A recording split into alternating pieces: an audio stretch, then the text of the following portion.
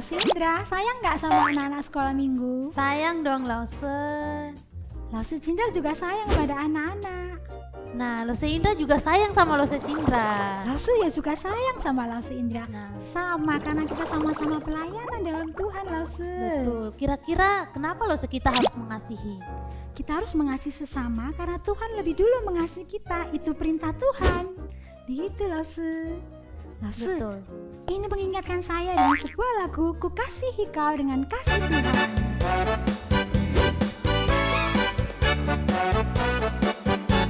Bagaimana aku harus mengatakannya, perasaan yang ada di hatiku, shalalalalala.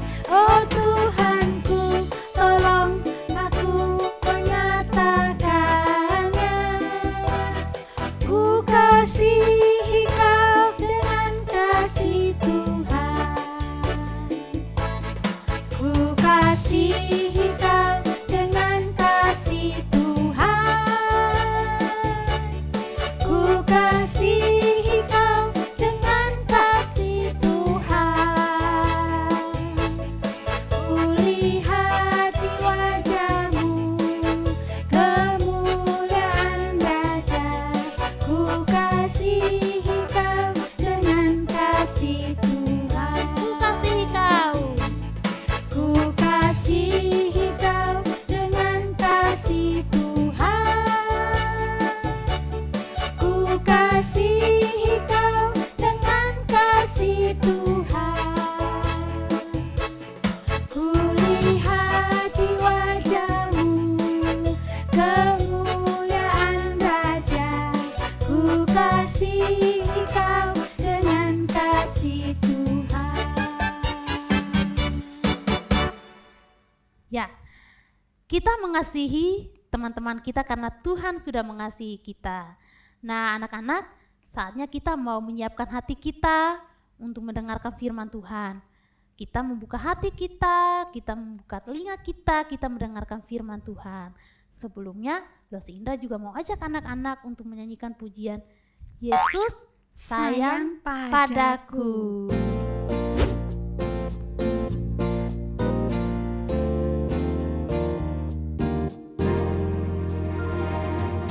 Yesus sayang padaku, Alkitab mengajarku, walaupun kecil lemah, aku ini miliknya.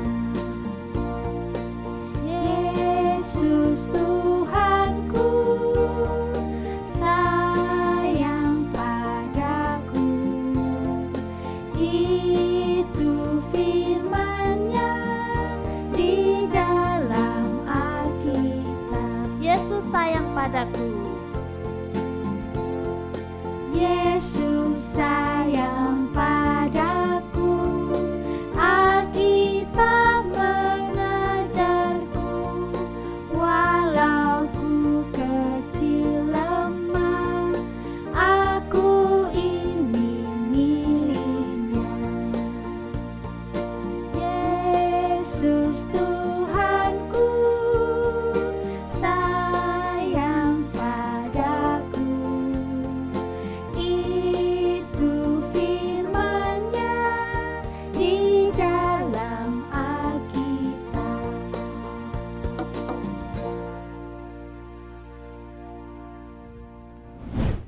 Selamat pagi, anak-anak yang terkasih. Senang sekali ya, pagi ini kita bisa bersama-sama mendengarkan kebenaran firman Tuhan sekali lagi. Tapi sebelumnya kita mau bersama-sama berdoa, minta tolong Tuhan supaya membuat kita mengerti dan bisa melakukan kebenaran firman Tuhan. Oke? Ayo kita bersama-sama berdoa. Tutup mata, lipat tangan. Yuk. Tuhan Yesus, terima kasih. Hari ini saya bisa bangun pagi, bisa memuji Tuhan. Saya mau mendengarkan cerita Alkitab, firman Tuhan. Tolong saya untuk mengerti dan mau melakukan firman Tuhan itu. Di dalam nama Yesus saya berdoa. Amin. Nah, Ona mau tanya, siapa di antara kalian yang suka menunggu? Ada yang suka menunggu? Misalkan ya, menunggu. Wah, papa ini dari kantor kok nggak pulang-pulang sih? Lamanya. Gitu. Suka nggak nunggu? Nggak enak ya? Atau misalkan menunggu. Mama tuh udah janji mau ajak jalan-jalan ke mall. Tapi mama sibuk, papa sibuk. Terus ada virus corona. Nggak pernah jalan-jalan ke mall lagi. Kapan janjinya papa sama mama dipenuhi? Lamanya sih nunggu-nunggu itu. Nah, kita biasanya nggak sabar kalau disuruh nunggu. Susah buat nunggu. Lalu apa yang kita lakukan? Biasanya mengeluh ya, atau ngomel.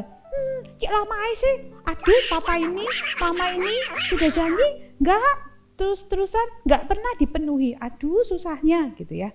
Nah, hari ini Ona mau cerita tentang sebuah bangsa yang menunggu Tuhan itu memenuhi janjinya. Bukan sehari 2 hari loh, tapi 70 tahun. Nah, cerita ini ditulis di dalam Alkitab oleh seorang nabi yang bernama Nabi Ezra. Hari ini kita akan dengar cerita dari Nabi Ezra di Ezra pasal 1 sampai 3. Ceritanya tentang apa sih? Menunggu apa sih sampai 70 tahun? Bayangkan ya, 70 tahun itu mulai dari ada anak yang lahir sampai usianya 70 udah jadi kakek-kakek tuh. Nenek-nenek tuh. Jadi lama sekali sampai janji Tuhan itu betul-betul dipenuhi Tuhan, dilakukan oleh Tuhan. Yuk kita dengarkan ya. Nah, satu waktu bangsa Israel itu, ya ini sebuah bangsa yang namanya bangsa Israel itu, mereka melakukan sebuah hal yang membuat Tuhan sedih. Apa itu? Mereka tidak mau lagi beribadah kepada Tuhan. Mereka nyembah patung-patung. Mereka tidak mau taat sama Tuhan. Akhirnya Tuhan memakai sebuah bangsa yang besar untuk membuat orang Israel ini dibawa pergi dari kota mereka, dari negara mereka, mengungsi ke tempat yang namanya Babel. Nah, di sana mereka tidak bisa lagi beribadah. Padahal dulu mereka sering kali datang ke sebuah tempat yang besar namanya Bait Allah untuk beribadah. Nah, kalau kita biasanya dulu sebelum pandemi, kita hari Minggu datang kemana? Ayo. Ya betul, kita datang ke sekolah minggu, datang ke gereja. Kumpul bersama-sama dengan teman-teman. Bisa main bareng, bisa memuji Tuhan, bisa dengar firman Tuhan, bisa bikin-bikin aktivitas bersama-sama. Seru ya? Nah, orang Israel itu dulu juga begitu. Setiap hari Sabat mereka berkumpul bersama gitu ya di Bait Allah atau di hari-hari tertentu. Mereka berkumpul di sana. Tapi sejak Tuhan membuat mereka pergi, Tuhan menghukum mereka tidak bisa lagi pergi ke Bait Allah. Mereka harus pergi ke kota lain, ke negara lain. Tidak bisa lagi lihat Bait Allah. Bait Allahnya diapakan? Dihancurkan oleh musuh. Mereka tidak bisa ke sana. Lalu mereka mengingat janji Tuhan.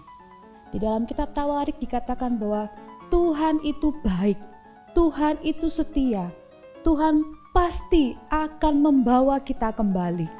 Mereka tunggu-tunggu kapan Tuhan mau membawa kami kembali, Tuhan mengampuni kami dan membawa kami kembali untuk kami bisa beribadah lagi di Bait Allah itu.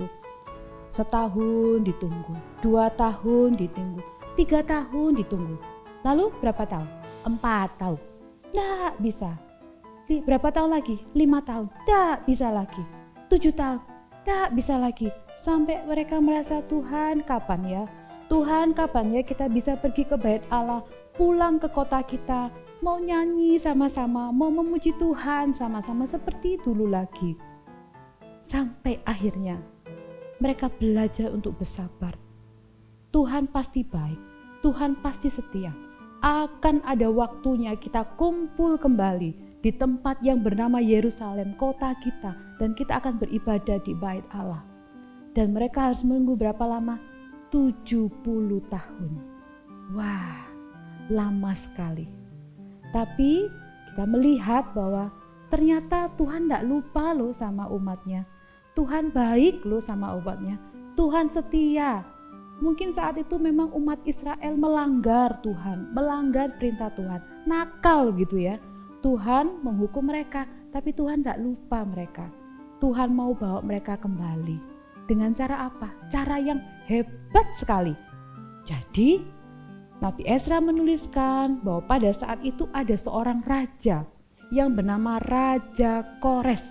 Raja Kores ini melihat, wah, ini bangsa Israel ini bangsa yang besar.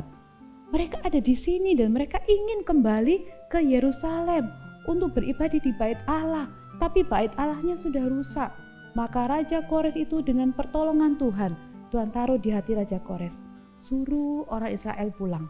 Jadi Raja Kores bilang, orang-orang Israel, kalau kalian mau pulang ke Yerusalem silakan. Kalian mau bangun bait Allah silakan.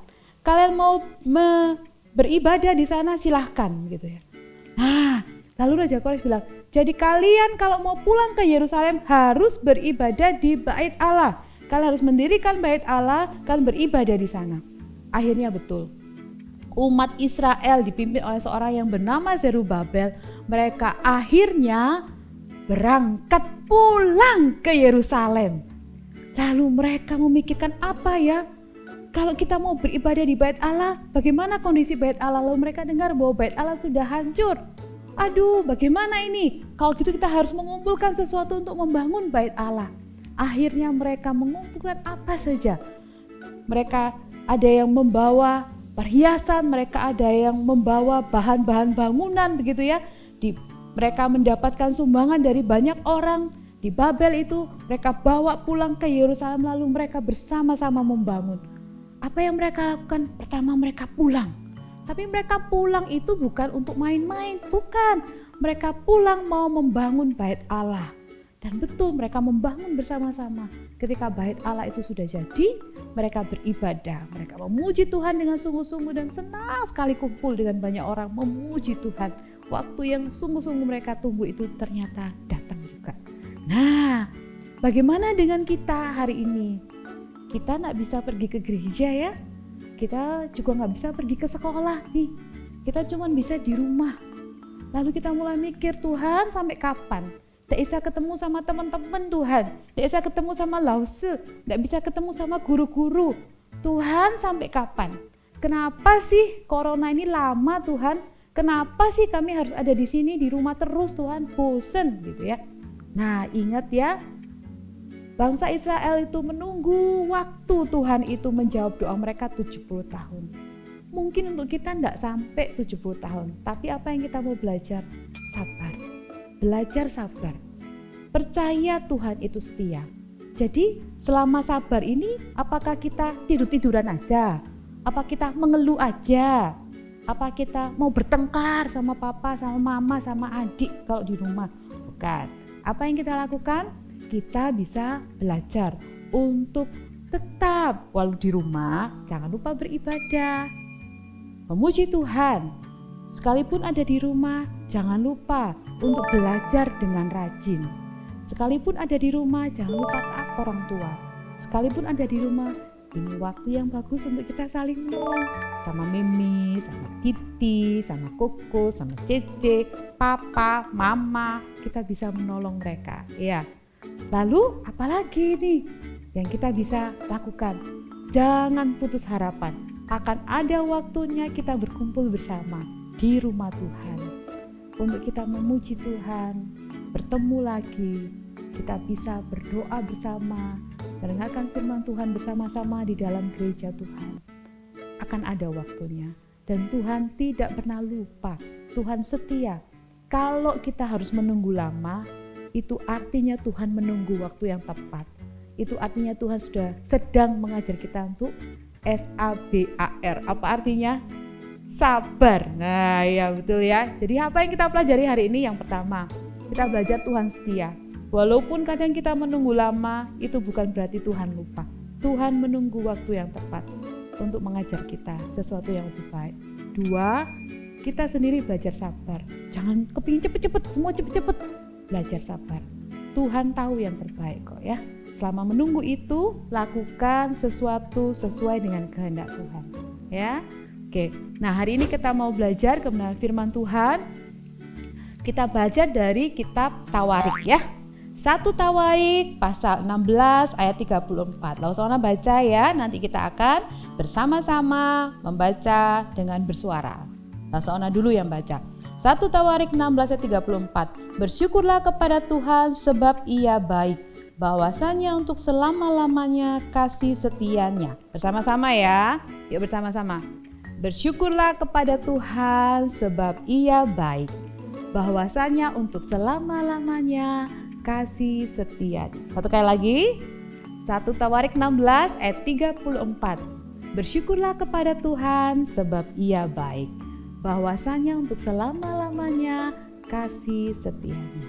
Kita berdoa. Yuk semuanya tutup mata, lipat tangan, kita datang sama Tuhan ya. Tuhan Yesus yang baik, kami tahu kadang-kadang kalau kami mau sesuatu, kami maunya semuanya serba cepat. Tapi kami tahu kadangkala kami harus sabar. Tuhan ajar kami supaya kami tahu kadangkala kalau kami tidak menerima jawaban doa kami dengan cepat, itu bukan berarti Tuhan tidak sayang.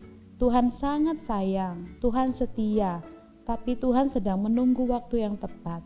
Ajar kami untuk sabar, tidak mengeluh, dan belajar taat pada waktu kami menunggu. Tuhan, ketika kami di rumah, tolong kami tetap memuji Tuhan, tetap menjadi berkat buat mama, papa, adik, kakak, tetap belajar rajin, tetap mau taat Tuhan. Tolong kami ya Tuhan, kami berdoa di dalam nama Tuhan Yesus Kristus. Amin.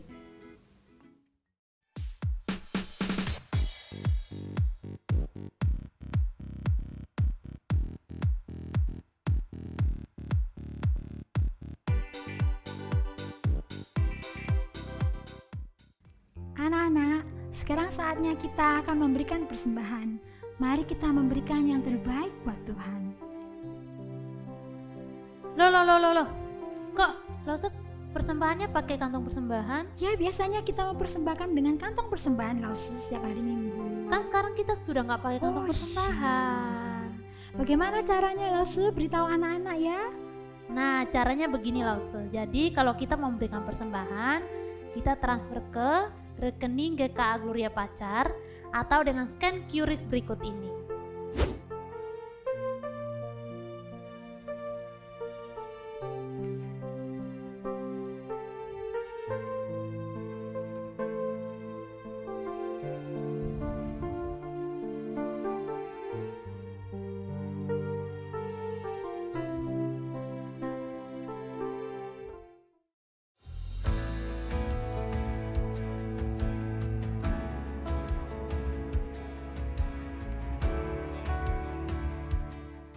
Anak-anak, kebaktian sekolah minggu sudah selesai. Jangan lupa ya, minggu depan kita masih ada sekolah minggu loh. Jam 8 pagi di channel GKA Gloria Pacar. Selamat hari Minggu. Tuhan Yesus memberkati. Dadah. Muah.